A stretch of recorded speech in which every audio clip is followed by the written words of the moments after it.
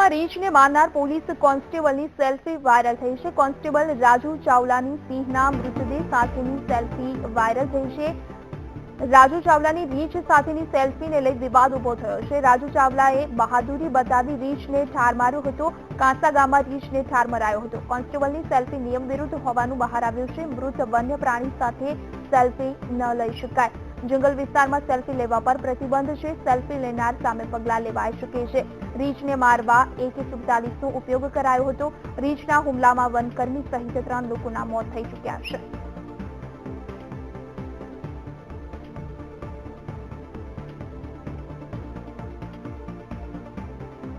આગળ વધુ માહિતી સાથે સંવાદદાતા અતુલ ત્રિવેદી અમારી સાથે ફોન લાઈન પર જોડાઈ ગયા છે। અતુલ, જે ગઈકાલે વન વિભાગ દ્વારા સર્ચ ઓપરેશન કરવામાં આવ્યું, જેમાં એક રીંછને ઠાર મરાયો છે। કોન્સ્ટેબલ દ્વારા રીંછને ઠાર મરાયો છે। રાજુ ચાવલા તેમની એક સેલ્ફી મૃત રીંછ સાથે વાયરલ થઈ છે, જે એક નિયમ વિરુદ્ધ છે। હવે તેમના વિરુદ્ધ કેવી કાયદાકીય જોગવાઈ થશે?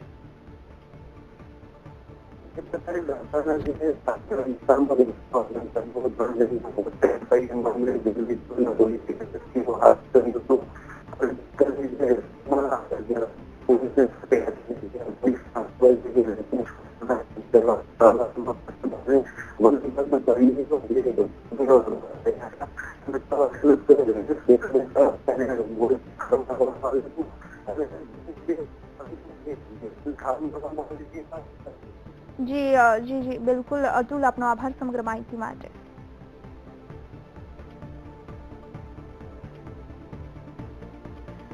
તો બિલકુલ જે રીતે ઘટના સામે આવી ચૂકી છે, રાજુ ચાવલા જે હેડ કોન્સ્ટેબલ છે તેમણે પોતાની સેલ્ફી લીધી હતી અને જે વાયરલ થઈ ચૂકી છે સોશિયલ મીડિયામાં। તો હાલ ફોન લાઈન પર હેડ કોન્સ્ટેબલ રાજુ ચાવલા ખુદ અમારી સાથે જોડાઈ ગયા છે।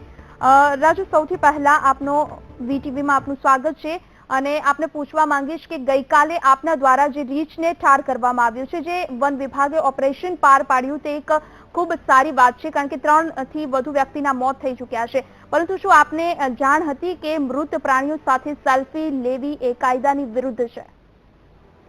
એકચ્યુઅલી મેડમ એવું છે કે જ્યારે અમારો રીંછનો સામનો થયો, મારાથી 5 ફૂટ દૂર જ હતું, અમે ટ્રાય કર્યો હતો એને બેહોશ કરવાનો ટ્રેન્ક્યુલાઇઝર ગનથી, પણ એ શક્ય નહોતું, એટલે મારે ઠારો કરવો પણ એના પછી હલતું હતું। એટલે એકચ્યુઅલી હું એને એકદમ અમે એને પકડવા કદાચ બચી જાય એના માટે હતા, પણ લોકો ફોટા પાડતા હતા। એકચ્યુઅલી મારી સેલ્ફી નથી ગઈ। હું જે ઉપર બેઠો હતો એ વખતે બીજા ઉપર હુમલો, કારણ કે એને જે હુમલા કર્યા એ મોઢા ઉપર જ હુમલા કર્યા છે, અને બીજા લોકો જે ફોટા પાડે એ વાયરલ થયા છે। અમારા તરફથી, અમારી ટીમ તરફથી કોઈ ફોટો વાયરલ કરવામાં આવ્યા નથી, બરોબર? એ બીજા ઉપર હુમલો ના કરે એના માટે થઈને, કારણ કે હું એકદમ નજીક હું જ હતો એટલે એના ઉપર બેસી ગયો હતો, એના પછી લોકોએ ફોટા પાડે। એકચ્યુઅલી મારો કોઈ એવો સેલ્ફી છે જ નહીં કે જેના ઉપર મારો સેલ્ફી ઉપર બેઠેલો નથી, તમે ધ્યાનથી જોજો।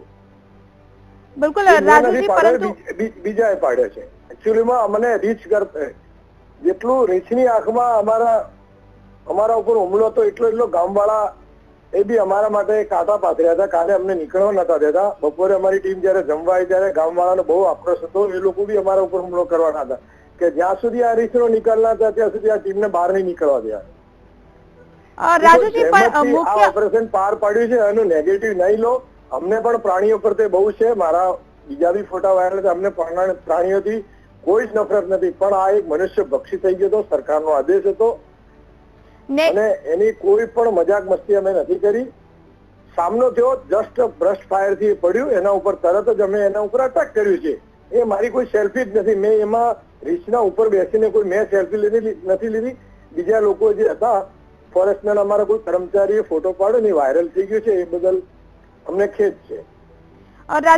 ફોરેસ્ટ અને અમારું પોલીસનું મેડમ એ અભિયાન હતું જે સફળ થયું છે, અને હજી પણ સર્ચ ઓપરેશન ચાલુ છે।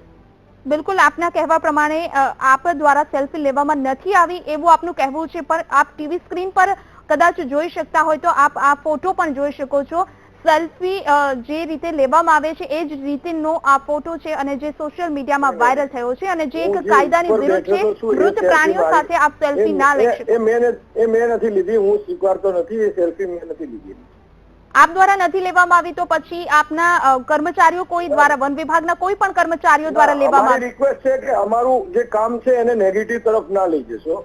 પ્લીઝ અમારું મનોબળ ના તોડો. અમે કોઈ પ્રાણીઓ વિરુદ્ધ નથી. તમે ગામમાં જઈને ગામના લોકોને ઇન્ટરવ્યુ, લોકોની ઊંઘ હરામ થઈ ગઈ છે. આ રીત છે કાયદેસર મોઢા ઉપર હુમલો કરીને 3 વ્યક્તિઓનો, એમાં જે અમારો ફોરેસ્ટનો એક કર્મચારી છે એનું અને લોહી ચૂસે છે, એનો બધો રિપોર્ટો આવશે જ. એ હિંસક થઈ ગયું હતું અને અમે એનો પૂરો પ્રયત્ન કર્યો છે કે એને જીવતું પકડીએ. રાજુજી, આપે જે અમે જયારે કેમેરો લગાડવા ગયા હતા, એક કેમેરો લગાડ્યો અમે, બીજો કેમેરો લગાડવા ગયા હતા, એ જ ટાઈમે અચાનક જ સામેથી એક ગાડીમાંથી નીકળીને સીધું એને અટેક કર્યું. જો અમે તરત જ અટેક ના કરો તો અમારે પણ 2-3 જણની જાન આની. જે કેમેરામેન અમારી સાથે હતો એ ફક્ત કેમેરો જ એની હાથમાં હતો, વેપન ફક્ત મારા જોડે હતું. અમને પણ ત્યાંની પરિસ્થિતિ અમને ખબર છે, એટલે સેલ્ફીને લઈને જે વિવાદ કરે છે, મહેરબાની કરીને હું અપીલ કરું છું કે આનો ખોટો વિવાદ ના થાય. બિલકુલ મનોબળ ડાઉન ના કરી. અમને પ્રાણીઓ પ્રત્યે એટલી જ લાગણી છે. બિલકુલ, આપનો આભાર. બીજીની સાથે વાતચીત કરવા બદલ. મનોબળ ડાઉન કરવામાં ન આવે. બિલકુલ. Raju Chawla head constable phone line પર જોડાયા હતા. તેમનું કહેવું છે તેમના દ્વારા સેલ્ફી નથી લેવામાં આવી, અન્ય કોઈ કર્મચારી દ્વારા લેવામાં આવી હશે અને જેને વાયરલ કરવામાં આવી છે. તેમનું કહેવું છે અમે જે સર્ચ ઓપરેશન કર્યું છે તેમને નેગેટિવ ના લો, તે એક સારી બાબત છે અને જે સંજોગોમાં અમે આ ઓપરેશન પાર પાડ્યું છે તે એક કામગીરી બિરદાવવા લાયક છે.